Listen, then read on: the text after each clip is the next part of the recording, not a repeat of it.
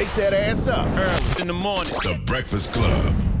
Morning, everybody. It's DJ Envy, Angela Yee, Charlamagne the Guy. We are the Breakfast Club. Good morning. We got a special guest in the building. That's right. Ida Rodriguez. What's up? I feel like this is the shortest I've ever felt. I know, she's in my really life. short. I did that on purpose for That you. is lowered. I know. Kevin Hart bought those chairs, and they do adjust at a certain height, but that is low. That's for some reason that's lower than. Was it for safety so he wouldn't hurt himself? No, that does look lower than usual. Yeah, like yeah. somebody Set up a actually did it. little. He just wanted to make sure his feet reached the ground. Yo. All right. How are you? Ida! I'm good. I'm happy to be here. What's up? How y'all doing? Blessed, black, and highly favored. So your special is out now. Congratulations. Thank you. Fighting Words is on HBO Max. Thanks. And it's not just a special. There's also documentary components to it. That's a little trauma porn for the white people who want to feel sorry for me. They gonna watch. Let's do it. Yeah. But you went to Puerto Rico and you went to the Dominican Republic while you were filming this special. Yeah. And so can you talk about what that experience was like for you? You know, I went to see my father. I hadn't seen my father since I was a baby. And I wanted to document it. I wanted to see what it after it happened because it was, you know, I was in the moment and I wanted to see it from outside. But I wanted to normalize that. I wanted people who haven't met their fathers, who meet them later in life, to feel like release the shame and the guilt, because I used to be ashamed of that. They used to always say, you illegitimate, you don't know your daddy, you know, all that stuff when I was a kid, because ghetto kids are cruel. Right. And I was like, I just want to normalize it. I want people, this is not just a black and brown thing. There are a lot of white people who don't know their fathers, whose fathers abandoned them. A lot of people of different cultures. And for some reason, you always think about it like he's Dominican. And they're like, yeah, you know you're Dominican. Daddy got a lot of kids from a lot of different people. They were right. Right. But It's not a stereotype if it's true, right? You said people kept coming in and he'd be like, that's your sister. yes, facts. And they all look different. Like, you know. How many siblings do you have? That I know of, with him, 6. But those are the documented ones. And not, you know, maybe he's telling the truth. I mean, but. Is that something you always long for? Yeah, I needed to. It's so funny because it just answered a lot of questions for me why I have these issues in relationships with men. All of it came from that very moment. And not that everybody has daddy issues, because they like to say that about women, but I do. My issues come specifically from not knowing this man and trying to find him in relationships with the people that I've been involved with. What did you want to ask him? Like, what was the first thing you wanted to ask? Where you been? Like, and I did. I said, you know, it's funny when I asked him. The first thing I asked him was like, "Are you gonna give me a hug?" Because he got really awkward with me. The moment, because he don't know you, even though you his daughter. Yeah, he doesn't. And know. he doesn't know how what you want either. Well, he also knows that my mom is like fire, so he was expecting me to be angry and hateful, and you know, I forgave him a long time ago, long before I ever met him. But he also looked really skinny. Mm-hmm. You know, he looked a little emaciated, and I was more concerned about him when I met him. And everybody that knows me was so upset with me because they were like, even in that moment, you forgot about yourself and thought about the man who didn't take care of you. Right. So when you asked him, where have you been, what was his reply? He put it all on my mom. Sheesh. And he told me all his baby mamas were whack. He was like, there's a common denominator here, sir. He said they all cheated on him, and I was like, I was like, with all respect, you can't talk about my mother because my mother was there. Also, my mother was 15 and you were 27. Yikes! So let's not talk about that because I was like, what's the statute of limitations? You know, Right. And it was a very, very interesting exchange. It is because, like, you know, over the years, you do learn to give your parents grace for certain things just because you realize they were doing the best that they could. But it's like not being there for your child. That's just something I can't come to terms with. Me either. And that was the thing that I was like, when it comes to people of color, black people in this country and around the world, and you have these issues that are very common, people get tired of hearing but slavery and white supremacy, but it all comes from that, right? That's in the DNA of the people, is in the psychology of the people, and it doesn't go away because we're allegedly free. And so people like you and you who have made conscious decisions to be fathers in your you're fighting the stuff that has been put in us, but some people don't have the tools for that fight. Yeah, I can't even grasp it. Like when I think about how much I love my daughters, I'm like, I could not even imagine just saying, "Hey, I'm out," for however many years. Like I don't see how somebody's mind works like that. Yeah. Not judging them, I just don't get it. No, I mean, I judge him. Right. I think what he did was not okay, and his life turned out the way it did as a result of that.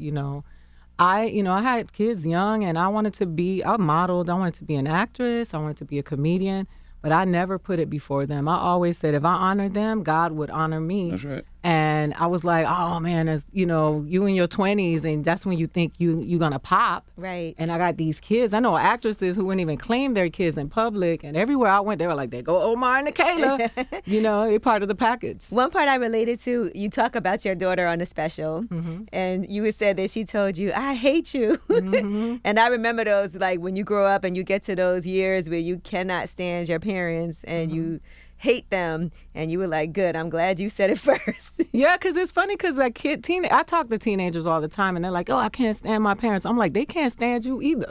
Like we just don't say it. We've been socialized not to say that to our kids. And, when people talk about having postpartum syndrome, they get taken down.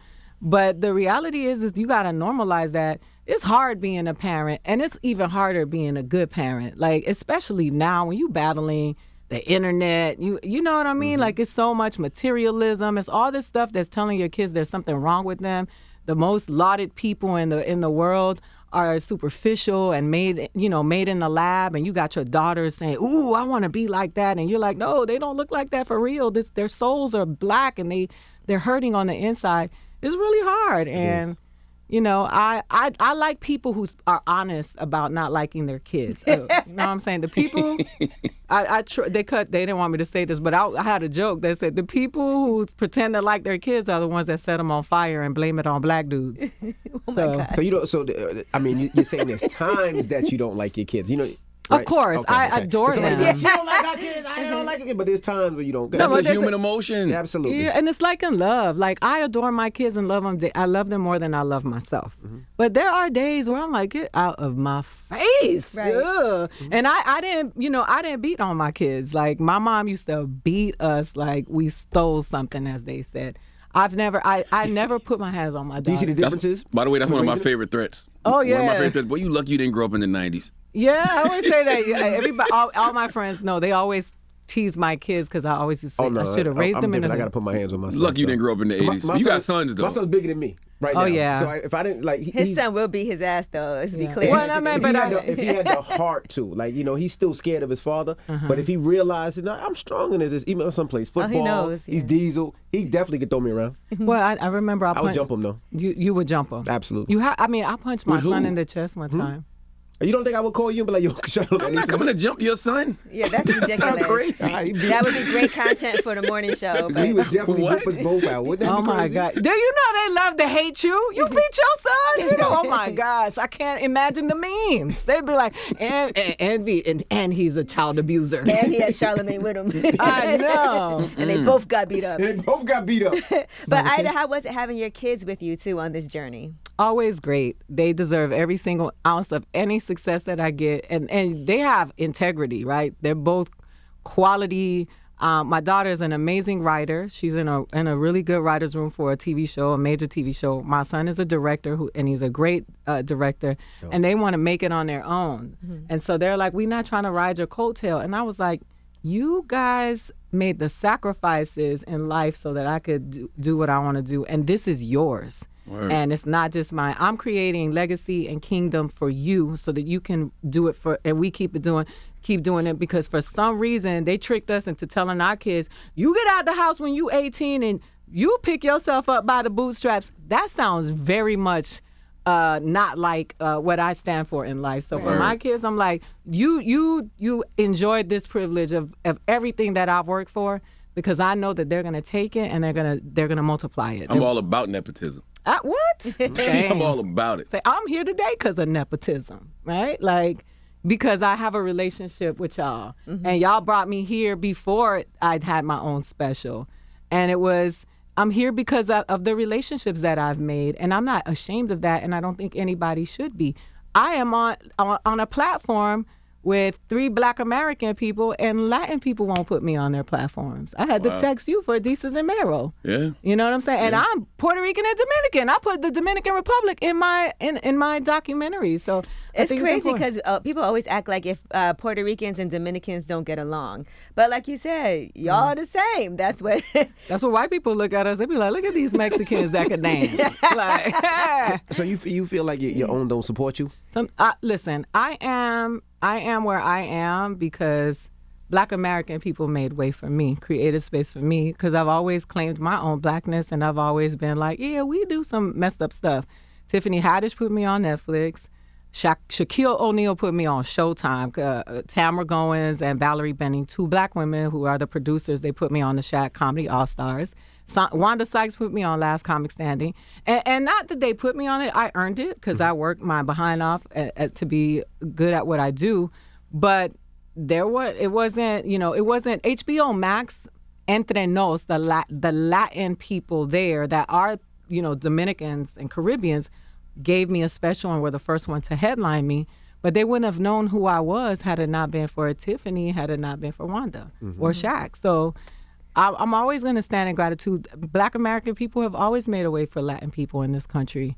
And I love my people. That's not me hating on my people. That's just me stating the truth. And Tiffany rides for you hard. Tiffany's like, Charlamagne, you need to have Aida Rodriguez on the Breakfast Club. Then Aida was like, you need to have Flame Monroe on the Breakfast Club. And then Tiffany was like, you need to have Flame on the Breakfast Club. So it's all like this 6 degrees of separation thing. We're trying to change the culture of comedy with really showing.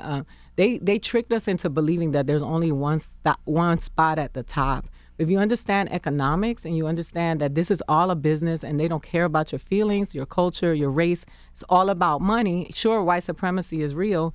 We said we were going to break that. We were just going to keep throwing the rope back and creating more space and normalizing women in comedy. What about Latin women in comedy? So Latin women in comedy, there's no one that's ever broken the ceiling. And to talk about people who claim their Blackness, because Hollywood is so white in every aspect, even in the Latinidad spectrum, which is why you hear a lot of the pain from Latinx people from darker hues being very upset about being erased, that they don't even want to call themselves Latinos anymore. So it's just so complicated. So when it comes to women in comedy, there are some women, Sara Contreras, who's Puerto Rican from New York, Shayla Rivera, who was an astronaut, rocket scientist, that paved the way for someone like me, who never had the opportunity to go the heights, to get where they should have gotten, that were brilliant comedic women that made noise, that were Puerto Rican, that have flavor, and then nobody just didn't see it. That's why the special has to do well, because it's going to create a way for other people. It ain't no fun if the homies can't have none. It can't just be about me. Talk about the significance of having a stand-up special. Oh man, it's the culmination of all of the work. It is the epitome of the dream of a stand-up comedian. It's the Super Bowl for a stand-up comic, to have their own special. And it is just all you. And for me, I was involved in every aspect. I wrote my own jokes. I did have help from some other comedians that guided me, that tagged jokes, that said, remove this here, do that. But it's just like, for somebody like me, so I was told, you're never going to be on Shaq All-Star, because that was one of my goals. Like, I wanted to be like the first Latin woman to do it. They told me I was never going to get a comedy special. Like, this is other comedians, male comics, that I was never going to get a TV show. You came in the game too late. And also, there just isn't, Latin women just don't have, that doesn't exist. So I got to create it. So it's been very important for me, and especially saying what I wanted to say on that special, because I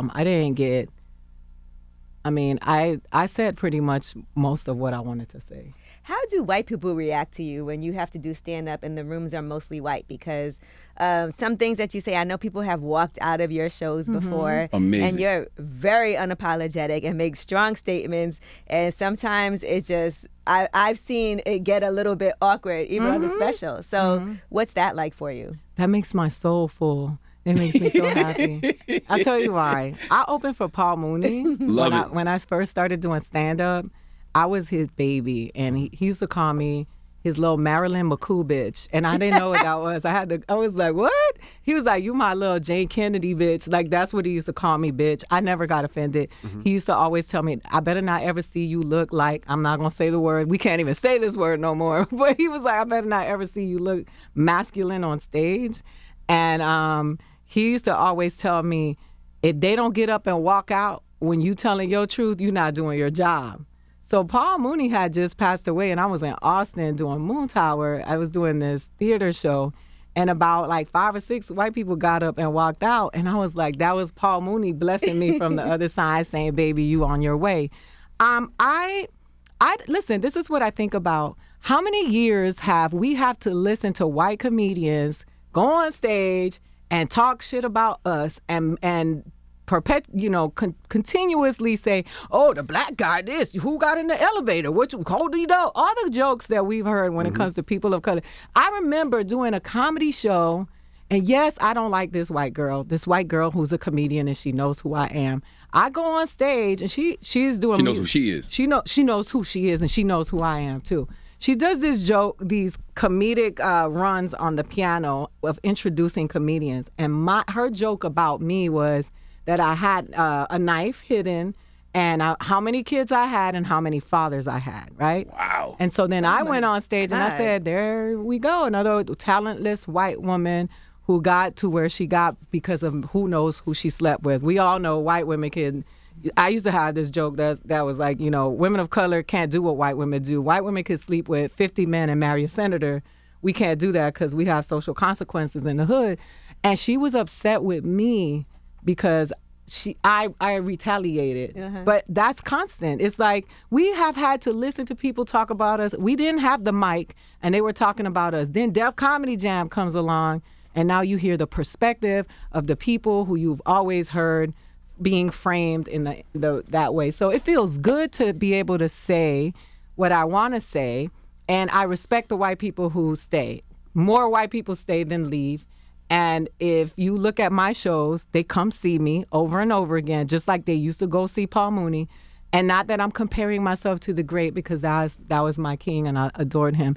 It's just validation for me that some people want to hear the truth and some people like to be punished. Plus they understand, that's why I love saying cracker and on the radio and television, because I have this whole concept called decrackification and how you have to decrackify America, and I compare it to denazification in Germany. And the good white people, I make them draw a line in the sand. Either you're a good white person or a racist, bigot, crack-ass cracker. Which one are you? And when you break down just American history and the things that black and brown people have gone through in this country, good white people with logic understand. Absolutely. It's the crackers that's holding on to the bullshit. Yeah, and some people are proud of being called crackers because of the root of what that word comes from. Right. They really feel like, so when you think about it, listen, I don't do comedy for the people who don't like me. I do comedy for the people who rock with me. And I'm not for everybody, and neither is anybody else. There are some people who hate Kevin Hart, and some people that think that Kevin Hart is the greatest thing since sliced bread. That's right. And that's why we should have a spectrum in comedy, and you go see who you like. If you don't, and I say it everywhere I go, I never been to Garth Brooks' Instagram page and been like, this shit is trash. Never. You know what I'm saying? I've never done that because I don't subscribe to what I don't like. I just think that if you don't like it, then don't pay attention So you to do your it. stand-up, and the first time somebody walked out, Yeah. what was your mentality? What did you do? Because I'm sure it was kind of startling at first, or did you expect it? No, I didn't expect it. It made me, there's this feeling comedians will describe when you either going to bomb or something starts going awry, you start feeling hot on the inside, and it's like nerves. And I felt like, this is going to be bad. So you said a joke, a couple got up and started walking out. So now you got to be nervous, like, damn, is this going to start where everybody gets up and walk out? Yes. And then, it happened to me. It was in Texas, and this couple who was, everybody was having a good time, and this couple was sitting in the front, as a white couple, and the man, I was like, can y'all stop talking? And he said, can you start being funny? And then I was like, that's where it started. And then I was like, I went in, and then the audience turned on them, and they threw them out. I never worked that club again. Well, that's not really walking out. They got thrown out. No, but he was like, before they got thrown out, he got up and he was like, you know what? I don't need to be here. I paid money for funny, and I'm not getting funny. And then I don't remember what I was saying to him, but then the audience just started turning on him, and boom, when they started walking out, I was like, it felt like Anchorman when the perfume and everybody just started running amok. I was like, this is gonna be bad.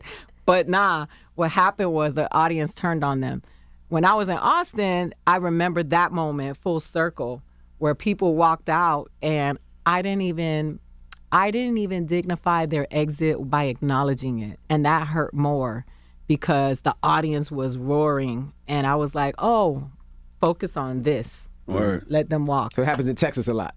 It does, especially in places like Austin that call themselves progressive, because those are the places where racist white people who consider themselves liberal, who don't identify as racist, they exhibit their racism in the most unique of ways. You know, you'd be like, get out of here with that bullshit.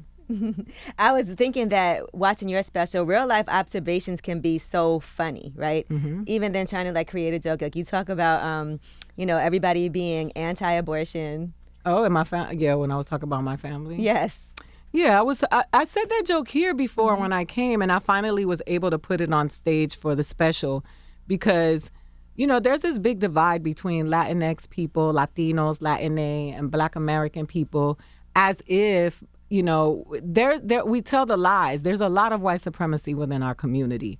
And I have family members who felt like me having a baby from a Black dude was taking the race back. And so they were religious. They were like my mom don't believe in nothing, and she got the best soul on the planet. And then the most religious people in my family are the worst. And so I told the truth. I was like they were Christian, and they were anti-abortion until I got pregnant from a Black dude, and then they became pro-abortion in the name of Jesus. They were like, he'll forgive you. And I was like, this is interesting to me. I took that with me. I know we talk about it. I think we talked about it before, and everybody always talks about it. Why? What's the problem with Black men and Latino women? It just seems like Dominicans, Puerto Ricans don't want Black men in their house. Like, why? I think that it is internalized self-hate. I think is racism. And there's the belief that if you marry somebody white or you mate with somebody white, have children with something white, this is what we've been told. Mm-hmm. You're taking the race forward because everybody is aspiring to be white. Not everybody, but that's what the aspiration is. We got to get to the whiteness. That's how immigrants identify that as upward mobility, and to get the pressure off of them for being bullied, for being people of color. So that's why there's this fear that everybody's scared of Black men and everybody loves Black men. Everywhere I go in the world, people got children with Black men. Korea, Germany, everywhere there's a military, American, everybody got half Asian, half Black babies, half German, because Black men are the men that are a commodity worldwide. Everybody, you don't ever hear people be like, ooh, I'm gonna give me a dude from Thailand. Like, no, you don't hear nobody saying that, right? Although my dad is Chinese, which is very odd for people. They're like, your father's Chinese? Mm-hmm. How did that happen? No, but like it's so ridiculous to not admit the elephant in the room. Black men, whether they're even Latino, like especially remember y'all be talking about it, the light skin, dark skin wars, that brown paper bag test, craziness, mm-hmm. But secretly, those white women wanted the dark skinned Black man in their beds. Like look what they had to deal with. Like, I do love how Latinos have politically been able to leverage that though, because you just don't know how they're going to vote. Like you got the ones that think they're white in Florida, they might go conservative. Ones mm-hmm. in Texas might think they white, they go conservative. Cali, mm-hmm. New York, they go blue. So I like the way y'all been able to leverage it politically. Well, it's actually as everything else that hurts Black people and dark skin, the darker you get, that hurts them too. And a lot of that comes from religion, because Catholicism has a lot to do, is white supremacy's cousin. So it's a lot of that religious stuff, why they're pro-life and they don't believe in gay marriage, but they just doing what the master taught them to do. How do you feel about the reception from the special now that it's out? I know it was a long journey to get everything done, and you also managed to get this done during a pandemic. Yeah, it was hard. I feel good about. I've had so many messages from people saying, "I also met my father," you know, we all look different. There's a white one in my family, an Asian one. Like, thank you for bringing to light that we don't all look the same, even in our own family. Talking about how colonization really affected our group of people.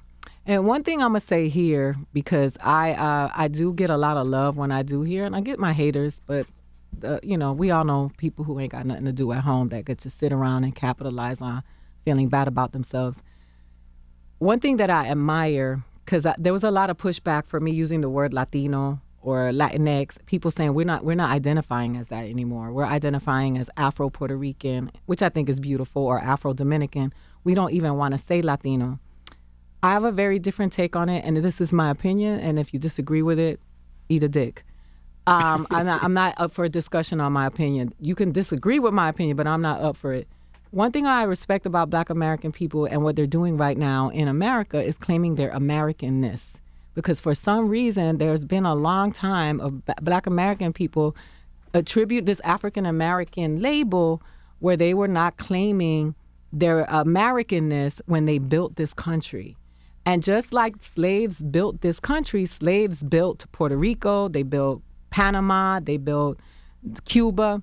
And so I'm not going to claim being from my Latin Americanness because my ancestors built that bitch too. Right. And so that's why when people are like, hey, how do you feel about, the Black people who don't want to have anything to do with the Caribbean, and Latinos trying to give reparations from Black people? Spain owes us reparations. We don't need American Black people's reparations because France owes Haiti reparations and the Dutch owe reparations. So I know I came here to be funny, or supposedly, but this is like, this is the side of you I love. This is the comedy that lives in me, and that's what the stuff I want to talk about is that I'm not gonna not claim, Puerto Rico, regardless of what the colonizer called it, because my ancestors built that bitch too. And so I just think that it's important for us to be able to have perspective about the work that was done before us and stop disrespecting our ancestors' work because we see it as weak, as stuff that we would never be able to handle because we can't even handle when somebody tweets us something and tells us to die. Oh, I hate when people say, I'm not my granddaddy, or we are not our ancestors, or whatever it is. Yeah. It's like, yeah, you sure ain't. No, because you couldn't even endure what they endured. Okay, so are we embracing woke people now, or? No. I'm kidding. No, I'm kidding. I hate wokeness. I want all these motherfuckers to get some sleep. I got it for that too. Listen, and for the most part, I've gotten nothing but, I've gotten so much love for the special, and so many people have showed up for me. And I know somebody was trying to get me canceled online. They were? It was. She said that she was like, this is the chick that said that Puerto Rico is better than Black people because Puerto Ricans have their own country. And I'm like, I don't know if I've ever said anything like that. I don't know what I said back in the day, but I know I've never said anything like that because that just is not what I would say. I do acknowledge that Latin American people do have they have a lot of cultural ties to Africa and their indigenous ties. A lot of stuff was maintained and preserved through folklore and other things that American Black people have not had. Starting to embrace more now. But because it was stolen and taken from them, and it wasn't because they're not savvy like Puerto Ricans are. It's just the reality of what was preserved. My grandmother would take care of me with leaves. She wouldn't be like, go get an antibiotic. She was like, no, hay que hacer un té. Like, that was stuff that was, because she was illiterate. It was given to her by grandmother and great-grandmother. And that's something that I don't think is better. I'm just saying it is real, and that's why we have to respect Black American people and their journey here because it's very different than ours. Even when you talk about Black people being, Americans, yes, not only are we Americans, we're the real patriots. Because we're the ones out here fighting for freedom, justice, and equality, and civil rights and civil liberties. Meanwhile, you got a whole other group of people trying to oppress, Black people, brown people from having that. So is that patriotic? Hell no, we the real patriots. No, and still to be here and honor a country that has treated you so poorly is the epitome of patriotism. So absolutely. Why was it so important for you to tape this in Puerto Rico? Oh, I went to Puerto Rico and the Dominican Republic because I talk a lot about being Puerto Rican in the Dominican Republic, and I capitalize off the stories and the pain and the truths of being Puerto Rican and Dominican, and I thought it was important for Puerto Ricans and Dominicans to capitalize on me. So when I went there, I did not import a crew. I took a crew from we hired people in the Dominican Republic and Puerto Rico during a pandemic where people were really struggling, and put some money in the pockets of people from Puerto Rico and the Dominican Republic. And the director, Nadia Hallgren, who is a black Puerto Rican woman who did a documentary about Maria and got a lot of hate from white racist Puerto Ricans. This black Puerto Rican woman who has dedicated her life to service and showing us in our beautiful light. I wanted to collaborate with her and just really show. I wanted people to see us in our fullness, and I wanted to normalize blackness from our people. I wanted people to see our black people and not begging for money, because you see them in, Takashi giving people money in the DR. Like, I wasn't doing that. I wanted to show us being beautiful. I went to Puerto Rico, and you did. Yes, I did. It was funny because the first everybody that went on before you was in Spanish. Mm-hmm. So I was there. I was just laughing when other people laughed because you get the energy, but I didn't really know. I can speak a little Spanish. I was catching little things here and there. I was with my friend Sarah. I was like, man, I hope Aida come on the stage. She's going to do her set in English because I won't know what's going on. I translated my set. And the other thing that, thank you for bringing that up. I also wanted to pass the mic to Puerto Rican and Dominicans, the comedians that you never see. The Dominican Republic, women just started doing stand-up like 2 years ago, like publicly. That's a huge deal. And I did not know that. So I wanted to make sure we had a woman on the show, a Dominican woman that had a very different perspective of mine. And I wanted to see if my jokes would work in those places also. And I know you got a TV series in development. I feel like HBO Max is setting you up for that with the special, with the I hope so. With the docu-series that goes with it. I hope so. I mean, it's been there. We've been waiting to see what's going to happen. From the reception that we've received from the analytics in terms of social media has been very positive. So I look forward to I want to put black people on television of all hues that are from Latin America and normalize that and not exploit them. I want to just tell stories of people who happen to be black from the Dominican Republic and Haiti. I grew up between Miami and New York. And I never see those people on TV just going to work, buying a jacket. It's always like, oh, they trying to take my store, the white man trying to steal my taco shop. It's always that. And I'm like, nah, we live lives. What about the J Balvin controversy? Can you shed some light on that? Because I saw they were upset at him. For having two black women on leashes. Yeah. Mm-hmm. That was, and then they also went in on the girl, the artist that's Dominican. And I think that, first of all, when it comes to reggaeton, which came from Panama, which came from Jamaica, which came from, it's been appropriated by a lot of these lighter skinned artists. And people are going to get mad because people always find a reason to get mad.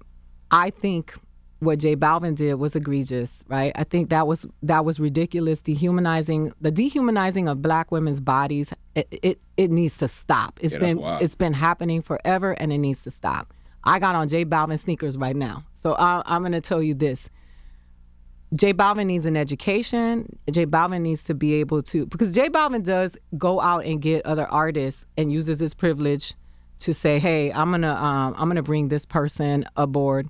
I know I'm gonna get creamed for this, but I'm a big proponent of addressing the systems and yes, we can take down individuals for them doing egregious stuff, but we focus so much on people and their acts, and because it's easier to take those down because don't nobody want that smoke with Warner Media. They don't want that smoke with AT&T. That's right. It's easier to take somebody down who looks like you, sounds like you. Mm-hmm. I think what he did was awful.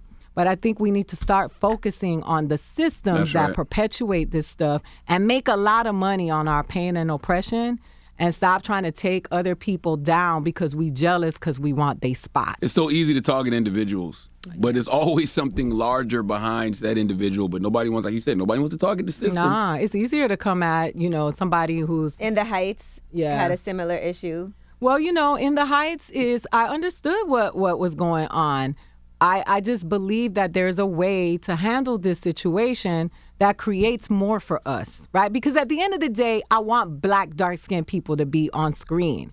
So I'm not going to try to set the whole thing on fire and then be like, oh, because then the white people who are behind the scenes who actually have the power are like, you know what, let's just step away. From all of it, yeah. What's up with the Asians? Like, they seem to find some harmony. Let's make another movie about the Asians. That's what happens, right? No, that's and real. now they're like, the Latinos, or are they the Latinx? They're a little too radioactive for us. We don't want that smoke. We'll just leave it all together. How many TV shows, how many movies have you seen about Latinx people, Black Latinx people in the last year? And that for me is like, I'm trying to create equity. I'm trying to create a way so that I don't want to be the savior of Black Latinos.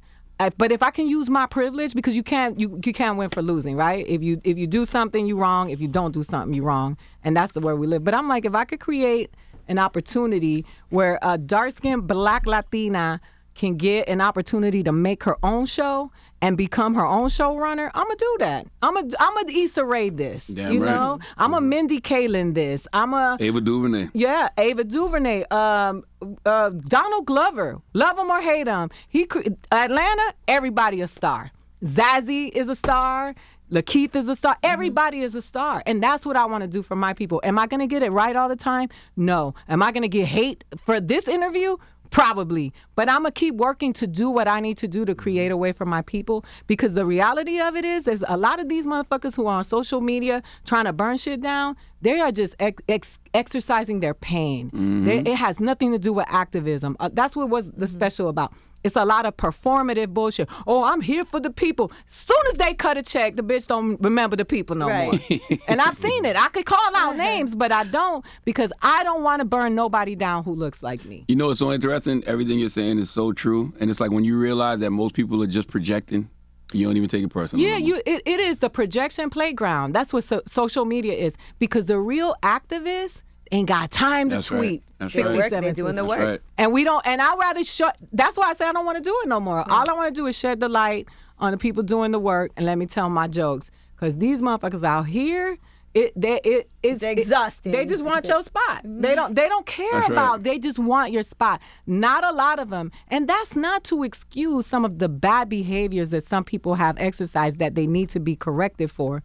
But I ain't trying to burn my people down. I want my people to learn because I want us to win. That's why you got to keep doing the work. Because even when you see it on social media, even the people that they come at, like even just from the Black community, whether it's Tiffany Haddish, Kevin Hart, Nick Cannon, you know how many Black and brown people these people employ that they put in position? So it's like, whatever, man. Well, Let them Tiffany talk. made sure I got paid. You know what she said?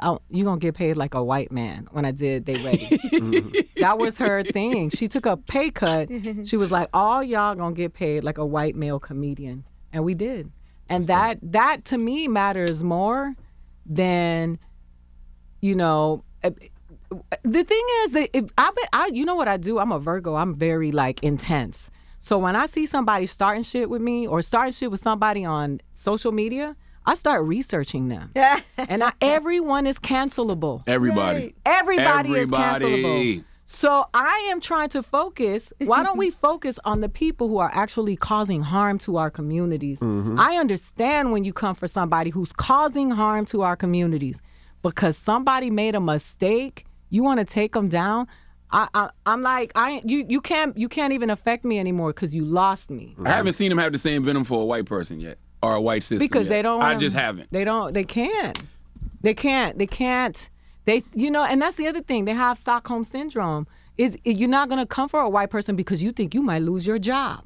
Right, but you're gonna come for. That's why the Warriors, the ones that made Wells Fargo make changes, the Warriors that got rid of that DA in Florida that allowed George Zimmerman to walk. The Warriors are the people that I mess with. All these bitches that be, and when I say bitches, I mean men and women. I'm being inclusive. All these bitches that be on social media that are always like, oh my God, Aida did what? But oh my God. I know you. I know who you are because I felt jealous before. I've been envious before. I've been broke before and wanted a shot before. So I understand that where that comes from. And I just don't. That's why I don't entertain it, because I'm not gonna pounce on somebody who's in pain. Right. That's so real. That's a great way to look at it. God, that's so real. Yeah, I'm not. Thank you for joining us this morning. We I appreciate it. gave a sermon this I morning. gave a sermon I'm this morning. tired of these. But congratulations for real on everything. Absolutely. I saw how hard you worked on getting this to come out, and it is such an accomplishment. So I do want to say that we are so happy, so proud of you, so glad that you've been here now multiple times to be able to even share this space and be able to be on this journey with you. We appreciate Well, I appreciate you guys showing up for me and always showing me love. And like I say, always about black and brown people. I love us, and I won't stop. So give it your best shot, boo. Ida Rodriguez. It's the Hey. Breakfast Club. Good morning.